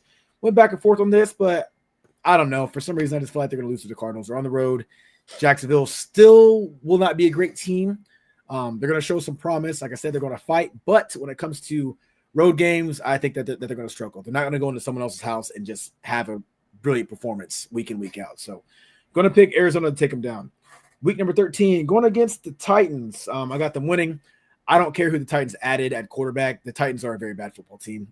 It's going to take a couple years for them to actually kind of find their mojo. They need more pieces. Overall, Jacksonville is just a more complete team before they ask me. Moving on to week number 14, they have the Colts. Kind of the same with Indianapolis. We don't know who their quarterback is. That's a piece you have to have figured out. So I'd actually have the Titans have a better chance of beating the Jaguars than I do the Indianapolis Colts. So I'm going to pick them to beat the Colts. Week number 14, they're going against week number 15, they're going against the New York Jets. I think the Jets handle business. I think that I mean, Garrett Wilson just got signed up. We just talked about earlier, and you got Justin Fields back there. Justin Fields is playing really well with the Steelers before Russell Wilson took over. I'm not sure if you guys remember that or not, but he was playing really well. They were winning. They were undefeated. I don't think Justin Fields is done. I don't think he's going to be a great quarterback, but he might be pretty serviceable if they can use him the right way. So I got them losing against the Jets. Week number 16, going against the Broncos. Broncos are good, and they're going to be on the road against the Broncos. I think the Broncos are going to be a team that's going to – they're going to put some pressure out there in the AFC West for quite a few years if they keep building around Bo Nix. So I think the Broncos handle business at home. Moving on to week 17, they play the Colts again. I think that they sweep the Colts, so I'm going to have them to win that, take them to win that game. And then to close out the season, they're going against the Titans. Again, I think the Titans are still bottom of the barrel. They might show some signs of being great here and there, but adding Cam Ward to that offense isn't enough. So going with them to win against the Titans, leaving them with a record of 8-9. Damn, let's go. Tally, what did you have the Colts finishing at? 7-10. Damn, it's going to be 8-9, 8-9, 8-9, 7-11. Well, I had 9 and 8. I had 9 and 8. Okay. So yeah, 1 9 and 8, 2 8 and 9s, and a 7 and 10. It's gonna come down to those division games in the AFC South. That's very clear. And I honestly thought starting things off having the Texans at 9 wins that I didn't know if that was gonna be enough for them to win the division, but in this division, it is. And so we shall wait and see, and it will be highly entertaining. It's going to be a rock fight. I would like to say the Texans. I'll go with the Texans still, but it's Texans or Jags for me, honestly. There's a world watch for the Jags winning, though. The Jags have potential. They have potential, but the Texans right now, they have the best coach in that division. Shout out to Dougie P, but the what's his name? DeMeco Ryan. DeMeco Ryan's thinking, Jesus.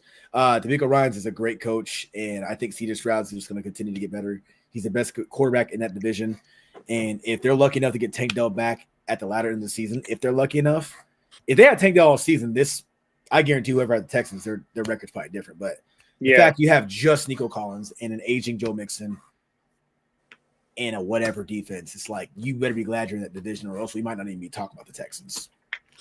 Yeah, I would have probably had the Texans around about 11 wins or so if Tank Dell was there, but instead I got them at 9. And so that does it for our NFL content for the week. And with that, Kaz, we will bid you adieu. We appreciate you for joining us again, and we will see you soon. Appreciate you guys. Take care, y'all. Appreciate you, brother Kaz. Yes, sir. See you next Monday. All right, so now, guys, let's close things out as quickly as we can with some basketball content. We're going to start with the NBA, and then we're going to get to the WNBA with the All-Star Game coming up this weekend. But before we get there, the NBA Summer League is in full swing right now. And Jaevon, before we hear your analysis about it, because I know you've been a lot more locked in to the NBA Summer League than Kevin and I have. I've only watched a couple games. But I will say, Kevin always likes to reference the group chat, and I got some material to reference from the group chat this week because Kevin said to the group chat after the Kings played their first Summer League game against the Orlando Magic, Kevin said, I hate to say it, ... Devin Carter stinks. And he said, I know you had high hopes. Just keep Keegan and the rookies. And I brought up Cooper Flagg because Kevin sent the box score where Devin Carter was 2 of 14 in the first Summer League game. And so I said Flagg shot 5 of 21. So I guess he's a bust too, because that was Cooper's performance against the Lakers. And Kevin said, Shaun, ... you did not just compare Flagg to Devin Carter. And I said, yeah, I did, because you pointed out the shooting performance. And Kevin says, you just compared an NBA player to a G League player. I said, I just compared 2 lottery picks. And so then we get to later on, and there was a lot of messages in between. But then we eventually get to the point where Kevin says, Coop scored 31 in game 2. Devin Carter, your turn. With a bunch of laughing emojis. And I was at Yosemite National Park on Saturday, and so I didn't see Kevin's first text until later that night. And so about 4 hours passed since when Kevin said, "Devin Carter, your turn." And then at about 7 o'clock, Kevin sends a screenshot of the box score with, "Well," as Devin Carter has 30 points, 8 rebounds, 3 assists. And with those 30 points, highly efficient. 10 of 13 from the field, 5 of 7 from 3, 5 of 7 from the free throw line. Devin Carter was hooping. And as Jaevon said, turned up.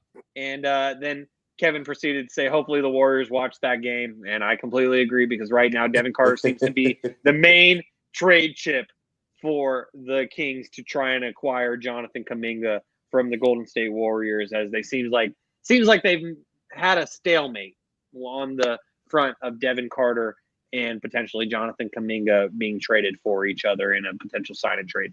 And so, all of that said, Kevin, what's your response? So I'm going to just throw some numbers. I want you guys to guess what I'm talking about. 11 minutes per game, 3 points, 2 rebounds, 1 assist, 37% from the field, 26% from 3. Who am I talking about? You just brought up Devin Carter's rookie stats. All right. We're all convinced that Cooper Flag is going to triple these numbers, quadruple these numbers. Quintuple these numbers. All right. That's all I need to say. Keegan Murray scored 45 in a summer league game. Don't let these games go to heart. Yeah, I was there for that. I was there for that game. I was covering the California Classic for Hoop Social. That was a great game to watch from Keegan Murray. But Keegan Murray also dropped 47 points against the Trailblazers during the regular season. So he's done it. And so if Devin Carter drops a 30-piece on 10 of 13 shots this upcoming season, all I'm saying is I'm not saying that Devin Carter is going to be anywhere near Cooper Flag, because Cooper Flag is a generational talent. But what I am saying is stop disrespecting Devin Carter, because he is an NBA basketball player. He's not a G Leaguer. He's an NBA basketball player. He not only is a talented defender, but he has proven that he can score, and that's exactly what the Summer League is for. And that's right. He proved he could score in the Summer League, Kev. I'm happy you said that, Shaun. You know who was Summer League MVP last year? Who? Jalen Wilson. You mean pull up his NBA numbers? No. I'd rather not. Hey, Jalen was a bucket at Kansas. Everyone's good in Summer League because you're playing against guys that are the G Leaguers. So the better G Leaguers look better than the other G Leaguers. My overall point is let's give Devin Carter a little bit more time before we say that he's more than enough. I was screaming from the rooftops that we shouldn't have drafted him. 36 games. That's not even half the season. Bub played 81 games, looked a lot better. All right, yeah. Darren McCain, Khalil Ware. I mean, the list goes on and on. We drafted him, and he redshirted half the season. He did spend a lot of time in Stockton, too. That's for sure. But I'll just say, I just thought that was amazing timing. Karma's a bitch. Devin Carter could literally do nothing for the rest of his career, and I will always remember that moment because it was just chef's kiss. It was great. I should have never said that. He was in the group chat. I know. But group chat exposed, and I appreciate you for being a good sport on that, Kevin. And so, Kevin, did you have any thoughts on the Summer League? I know you haven't been tapped into it too much, like myself. I will say, Maxime Reynaud, the Kings' new big man. Oh. Jokic, part 2, Jokic Jr. Wemby Jr. I'm just saying, Jalen Wilson was MVP of the Summer League. Let's not proclaim. Yeah, you just gotta show the graphic. You just gotta bring up the graphic. Maxime, he's shifty. Bro, Davion Mitchell was Summer League MVP. Kevin, just show the graphic so they can just see everybody that's been. I mean, if you know ball, you know who's won these, and they ain't turned out to be shit. So that's why I don't watch because it's a bunch of guys that that don't deserve a shot to be there. It's a bunch of rookies and then a bunch of 4th, 5th year guys. Yeah, the Sacramento Kings are actually playing a summer league game right now as we record, and that just reminded me because obviously I wasn't that locked into summer league to remember that. So I'm currently changing my TV from Sports Center to the Kings summer league game. So then in the background I can see Devin Carter continue to hoop because he's a baller. Speaking of ballers, Jay Balla, do you have any thoughts on the NBA summer league? I mean, most of the guys that you'll see, like Cooper, like he played, they saw him drop 30. They were like, all right, you got it. You got it, big dude. Go ahead and sit your ass down. Even VJ, they saw VJ have 28. Go ahead, yeah. Yeah, that's not why they sat him down. He's hurt. He's a Philadelphia 76er for sure. 2 days in. Yeah, 28. But then he got hurt. That's why they shut him down. They ain't shut him down. Though. You good. We seen what you could do. A guy that I've seen been hooping was Trey Johnson from the Wizards. He been get it out the net out there. Derek Queen's been playing pretty well. I think he's had a double-double the other night. Who's the dude that just dunked on somebody today? Mumphy? Couldn't tell you. I couldn't tell you Tyrese either. Halliburton tweeted about him, but he had a crazy. I saw the clip, but I have no idea who the dude. I think it's Johnny Murphy, maybe Mumphy or something like that. He shitted on somebody. It was crazy. But I mean, Harper looks good. Like he looks smooth. I think they just want to just see him how he just handles everything. He's been scoring in volume though. He hasn't really been too efficient, but he's just more trying to get a feel for the game. McNeely out of UConn for Charlotte, hooping. he been out there. I haven't really seen Khan play like that. I think Khan just played today or yesterday. I think he had like 16 points. But McNeely, I feel like the best player so far is out of the whole summer league is either McNeely or Trey Johnson. Those are my guys that I'll say. And I'll put Harper in there too. And then obviously Cooper, but he only played 2 games. They shut him down. You see his 2K rating, Kev? They gave him an 82. Deserved. Yeah, 82. So, yeah, I mean, summer league has been pretty. I like y'all rookies. Y'all rookies been out. Neek been out there hooping. Yeah, Neek's solid. Quarter. I've been seeing the Mad George tweets. I don't know the dude. The second round pick out of Stanford. He's cool. He's I don't know. He's he gonna be in Stockton. But I mean, Devin Carter. You know, second year players. I mean, as far as second year players, that I'm like, all right, big dog, Reed Shepherd, get it out the net. Hit like 6 straight. He went on a 9-0 run by himself. So I'm like, hey, you should be starting. If it was up to me, you'd be starting. If it was up to me, you'd be out there. Go ahead. Your world. But, I mean, yeah. I mean, Devin, he hasn't really played that much. He's been hurt. So, like, I get where Kevin's coming from. He's played like 36 games. But Shaun's like, he was hurt. So it's like, what do you want him to do? I mean, I was kind of because I seen him play because I gambled on him, but I didn't think he was like lotto good. So it was like, oh, by the way, he gonna miss half the year. So I mean, he has to play as much as he can. He just needs reps, and yeah, that 30-point game was good for the tape, Kev. Because hey, Warriors, come out and play. Come get him, please. come get him. He just had 30. It's gonna be the next guy. So, yeah, I mean, summer league's been pretty chill. I haven't been as tapped in as I have been in past years, but I like to see the young guys kind of come out and play. But I don't like how Kev kind of like just downplayed BJ Edgecombe. I don't like that. I don't like how he did that. It's the truth, brother. If he didn't get hurt, he would have played. Yeah, but BJ's a bucket though. I mean, He's sure. gonna be nice. Can you tell me 2 guys that he played against? That ain't Ace Bailey and the other rookie? Hey, the other dude he was talking shit to. The other dude. Yeah, man, there's a lot of dudes out there. Oh boy, I love other dudes. My favorite player. Yeah, you're not playing no one they're gonna play in the NBA, so it's really hard to watch. Yeah, that's fair. And right now, I mean, the third quarter's coming to an end for the Kings against Phoenix, and they're up 72-43. As Mako makes an appearance to let everybody know that he's going to be hooping one day as well.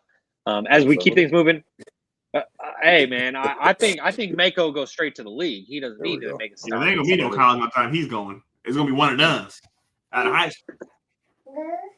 The one other thing that I'll say about Summer League is Bronny had a chance to hit a game-winning 3 in that first game against the Mavericks, and he missed it.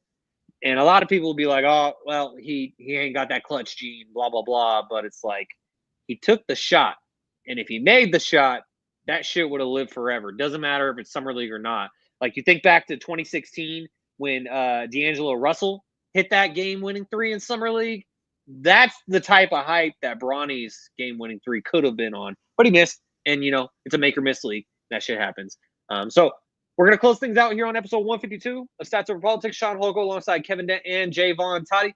We got a quick W segment for you guys today. We got a more in-depth W segment coming to you guys next week, but this ended up working out perfectly for the sake of time. And we got WNBA All-Star Game predictions because almost a week ago, Napheesa Collier and Caitlin Clark, the two captains of the WNBA All-Star teams, they made their picks and they picked their rosters. And so what we're going to do today is we're going to name off the All-Stars. We're going to pick who we think, which team will win the All-Star Game and who gets the All-Star Game MVP.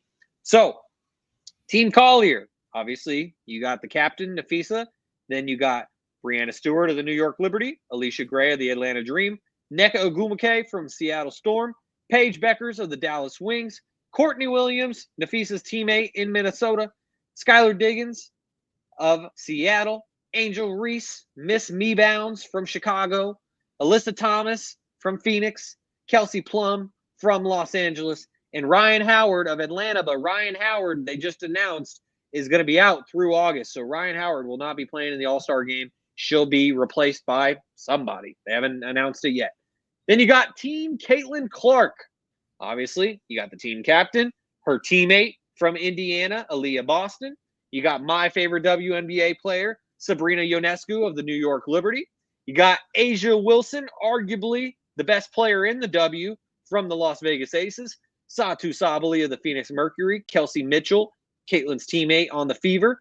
Gabby Williams. Shout out to Gabby Williams. Maybe she'll be on the pod one day. We'll have to wait and see. She's having a breakout season in her first All-Star campaign for the Seattle Storm. Sonia Cintron and Kiki Iriafen, both rookies for the Washington Mystics. Jackie Young from the Las Vegas Aces. And Kayla Thornton of the Golden State Valkyries, formerly of the New York Liberty. She has made the All-Star team for the first time in her career, so I am very happy for her. To me, it's kind of obvious who's going to win the All-Star game because you got a loaded team on one side with Caitlin Clark, Sabrina Ionescu, A'ja Wilson. Like, those are the core pieces right there. And then you look over at Team Collier, like, yeah, you got Napheesa, you got Breanna, you got Paige. But to me, it's just clear that Sabrina and Caitlin are going to be raining threes all day. And then when they try to close out on the three-point shooters, then they're going to be feeding it in to the paint, to A'ja Wilson, to Satu Sabali. And so for me, Team Clark wins the All-Star game. And I'm going to say that the MVP, I'm probably biased here, but I'm going with Sabrina Ionescu. She's going to drop 35 points, 6 assists, 4 rebounds. Sabrina's your MVP. Team Clark wins the All-Star game. And so, Kevin, I'm coming to you next. Who do you got winning the All-Star game, and who's your MVP? I got Team Collier winning MVP or winning the game. And then my MVP, the one and only 2K26 cover, Angel Reese. In the month of July, she's been averaging 19 points and 14 rebounds. She's got to carry it over. It's going to be the Angel Reese show. She's on the cover for a reason. She's here to make her statement, and I got her winning the MVP. All right. Jaevon, we got a split right now. So who do you got winning the All-Star game, and who's your MVP? I got to keep it short and sweet. I got Caitlin or Team Clark. They're going to win it. Give me Caitlin Clark for the All-Star MVP. All right. Call me short and sweet. Call Oh, him yes. crazy. She's changing the game. She's getting people to put some respect on the league. And so I think that's a great pick as well. And so with that, that does it for episode 152 of Stats Over Politics. You know the deal. Make sure to give us a like on YouTube. It helps us a lot. And if you enjoy the podcast, hit subscribe to get notifications when we go live. Follow us on Instagram and TikTok at Stats Over Politics and on X at Stats or Politics. Make sure to subscribe, rate, and review on all podcast platforms. And if you're enjoying the show, give us those 5 stars. We'd really appreciate it. As you guys have been tuned in to episode number 152 of Stats Over Politics. For my guys, Jaevon, Toddy, Kevin Dent, Kaz Johnson, and Alex Dent, I'm your host, Shaun Holko. Thank you for tuning in, and we will see you next week on another episode of Stats Over Politics. Go Birds. Peace.